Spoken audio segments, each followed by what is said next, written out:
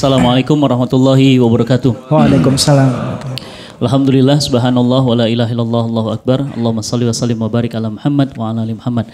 Teman-teman semuanya, Bapak Ibu yang dirahmati Allah, terima kasih atas undangannya dan kerjasamanya dengan Cinta Quran. Alhamdulillah hari ini kita bisa berkumpul.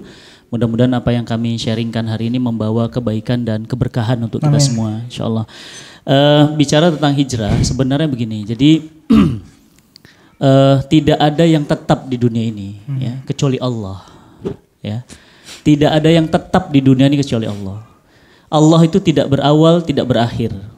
Allah itu tidak ada yang kemudian bisa mematikannya, tapi Dia menghidupkan dan mematikan. Jadi yang tidak berubah itu cuma satu, Allah.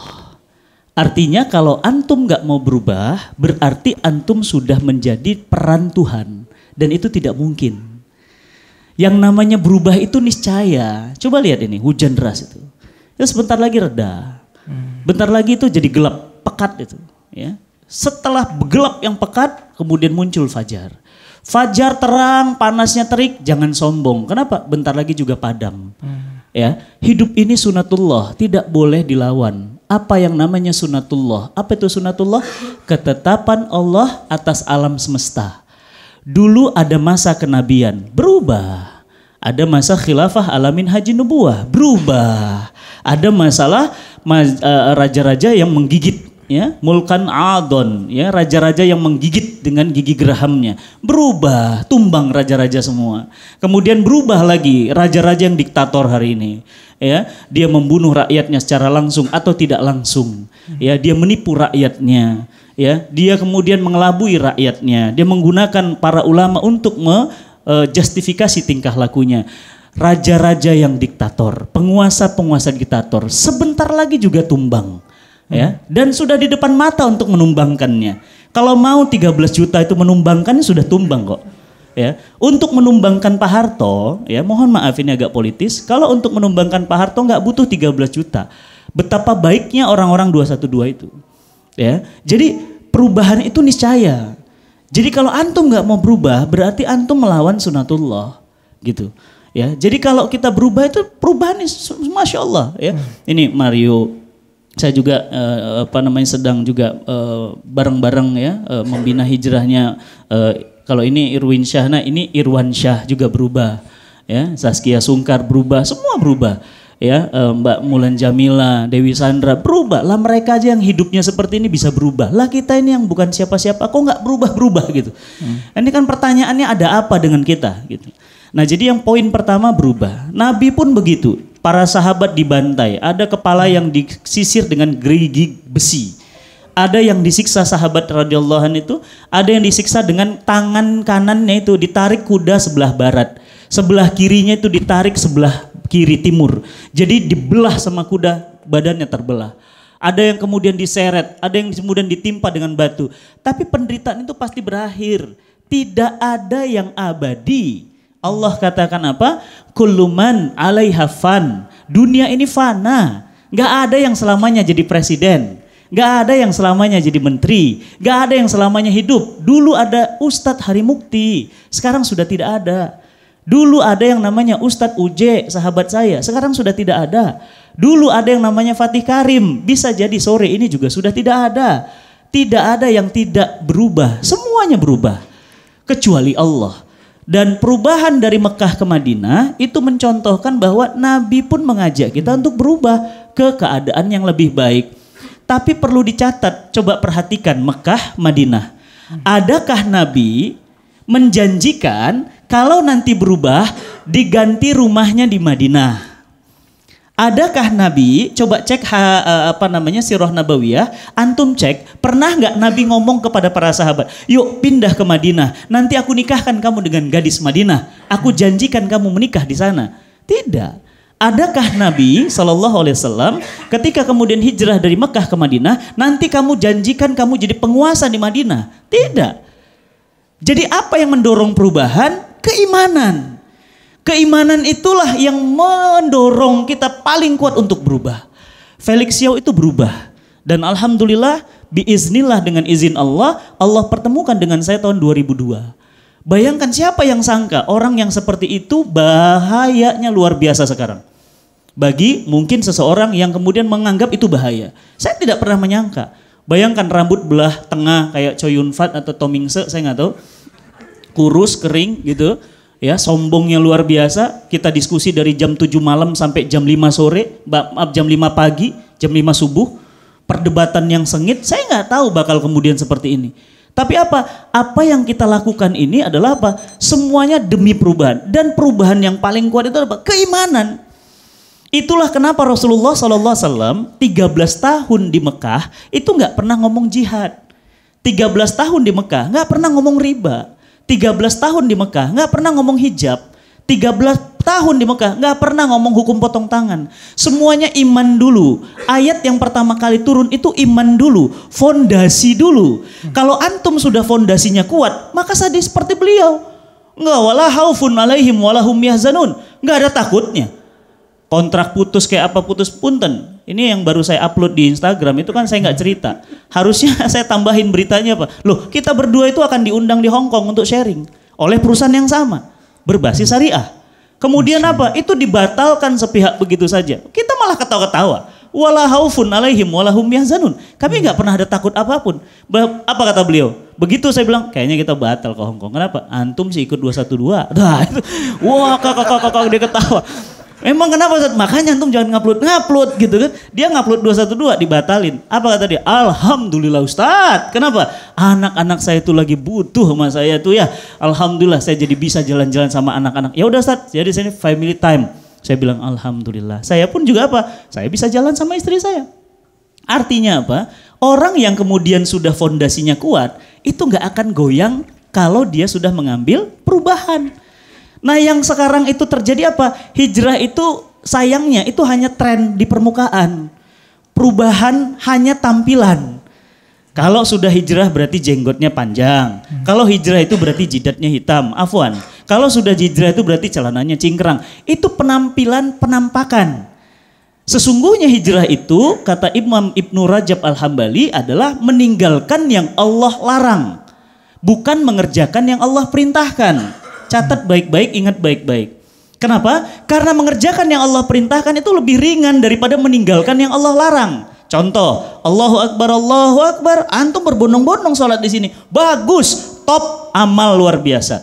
Tapi berapa banyak yang datang kemudian ke masjid ini, mobilnya mobil riba. Bukankah riba itu 73 pintu dosa? Dan dosa paling ringan dari riba adalah menzinahi ibu kandung sendiri. Banyak orang berangkat umroh. Labbaik Allahumma labbaik. Labbaik la sadika laka labbaik. Innal hamda wal ni'mata laka wal mulk la syarikalah. Alhamdulillah, bagus. Itu perintah Allah. Tapi antum berangkat umroh dari uang riba. Apa kata Rasulullah? Tidak ada labbaik Allahumma labbaik dari orang yang berangkat dari harta riba. Hajinya tidak diterima, umrohnya tidak diterima. Jadi yang berat itu adalah meninggalkan yang Allah larang. Makanya saya kagum sama beliau. Kenapa? Karena apa yang Allah larang dan itu berat bagi kita hari ini, beliau bisa tinggalkan itu. Beliau bisa tinggalkan. Saya nggak usah cerita lah betapa banyak ya pembicaraan yang sifatnya privasi dengan saya. Dan itu saya bilang kalau saya jadi antum saya belum tentu sanggup, saya bilang gitu. Kenapa? Berat banget itu. Berat banget. Nah jadi meninggalkan yang Allah larang itulah hijrah. Jadi hijrah itu bukan sekedar mengerjakan perintah Allah. Punten yang ibu-ibu, banyak yang sudah berhijab, banyak yang sudah berkerudung, perintah Allah. Tapi berapa banyak wanita muslimah yang sudah hijab, sudah berkerudung, berani melawan, berani menentang suaminya. Bukankah itu perintah? Bukankah itu larangan? Lebih berat mana? Meninggalkan larangan. Suaminya bilang, kamu jangan kerja dulu hari ini, aku sakit. Tapi kalau aku gak kerja siapa yang ngasih makan? Itu wanita berhijab, bayangkan.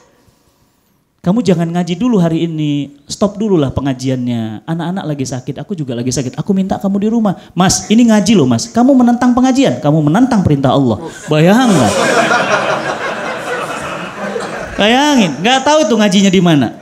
Ya, saya nggak tahu dia ngaji di mana itu. Dan itu kejadian banyak. Kenapa? Lah itu pengaduan suami ke saya. Ustadz, kok istri saya makin ngaji makin galak? Kok istri saya makin ngaji nggak makin romantis? Lah saya bilang ngajinya di mana? Saya nggak pernah ngajarin begituan.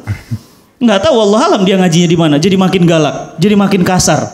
Berani nunjuk-nunjuk suami, berani melotot-melotot ke suami.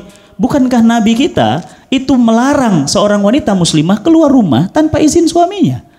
Bukankah seorang Nabi SAW mengatakan kamu sudah menikah? Iya, aku sudah menikah. Kepada siapa aku taat kecuali Allah dan Rasul setelah Allah dan Rasulnya? Suamimu, suamiku iya. Bayangkan, bukankah kedaulatan suami itu tinggi? Jadi kalau hijrah hari ini sudah bagus, itu sudah jadi tren lifestyle perubahan menjadi lebih baik. Ya, itu bagus. Tapi apa? Harus didalemin lagi. Kenapa? Karena hijrah yang kokoh itu dimulai dari prinsip iman. Itulah kenapa Khalid bin Walid ketika dia hijrah yang tadinya panglima ya orang kafir jadi panglima Islam. Antum bayangin. Hebat kan? Dia barusan itu pedangnya itu membunuh yang namanya ya para sahabat di medan Uhud. Itu panglimanya itu Khalid. Siapa yang sangka? Siapa yang sangka Mario bisa duduk di sini? Saya juga nggak sangka. Ya mungkin dia panglima kemaksiatan masa itu. Saya juga nggak tahu. Iya. Ya, kalau kita lihat lagi Ari Untung, coba siapa yang, oh ya Allah Ari Untung, siapa yang nyangka? Ya, tadi barusan WA saya, Ustadz, tenang Ustadz, nanti kalau dia batal-batalin itu kita batalin juga jadwal dia. Masya Allah, saya bilang nggak usah Ji, jangan marah, tenang saya bilang. Jadi siapa yang sangka Ari Untung, siapa yang sangka kayak Virgon, siapa yang sangka Dery Sulaiman, siapa yang sangka Jeffrey Al-Bukhari almarhum, nggak ada yang bisa sangka.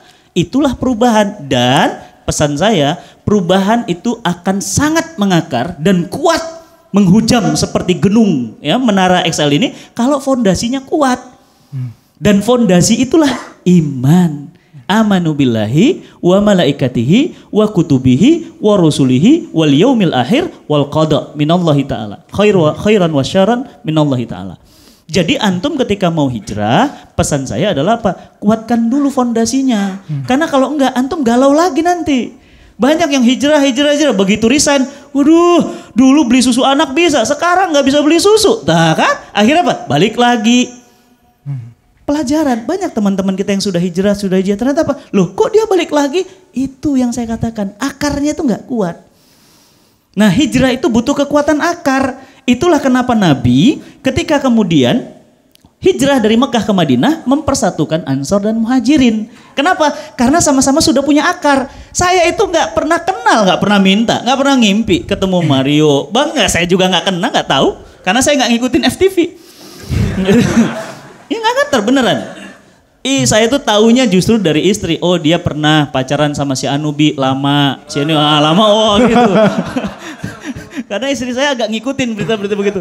Oh jadi ada tuh pacarnya si ini, yuk berapa lama Mi gitu? Oh lama itu, oh gitu. Saya baru tahu, saya nggak pernah gitu. Nah jadi dari situ pelajaran bagi kita bahwa apa? Yang pertama poin pertama bahwa hidup ini harus berubah. Antum dulunya nggak ada kumis, nggak ada jenggot, rambutnya hitam, sekarang memutih. Okay. Ya dan ingat besok antum juga berubah. Sekarang di atas tanah, besok di bawah tanah. Antum harus terima perubahan itu. Dan perubahan itu datang tiba-tiba. Siapa yang sangka 13 menit merubah semua? Siapa yang sangka kemudian Palu merubah semua? Siapa yang sangka Lombok merubah semua? Siapa yang sangka tsunami merubah semua? Siapa yang sangka Jakarta sebentar lagi juga akan merubah semua? Kita nggak ada yang tahu. Jadi apa? Perubahan yang tiba-tiba itu yang ngeri. Apa itu? Itulah yang perubahan disebut Allah apa? Batas atau Allah sebut dengan ajal. Jadi poin yang pertama selain iman yang kuat untuk mendorong perubahan, yakni ajal. Ajal itu apa? Sebaik-baik pengingat. Makanya kata Nabi, orang yang paling cerdas itu bukanlah orang yang IPK-nya paling bagus. Bukan. Bukan yang jabatannya paling tinggi. Bukan. Orang yang paling cerdas itu orang yang paling sering mengingat kematian dan mempersiapkan kematiannya. Baik. Ya, jadi itu pesan dari saya. Yang pertama keimanan, yang kedua hijrah itu akan semakin kokoh dorongannya jika antum mengingat batas-batas perubahan, yakni ajal. Likulli ummatin ajal. Kata Allah, likulli ummatin ajal. Setiap umat, setiap orang ada batasnya. Dan ingatlah batas itu. Kita manusia, kita terbatas. Wallahu a'lam bishawab.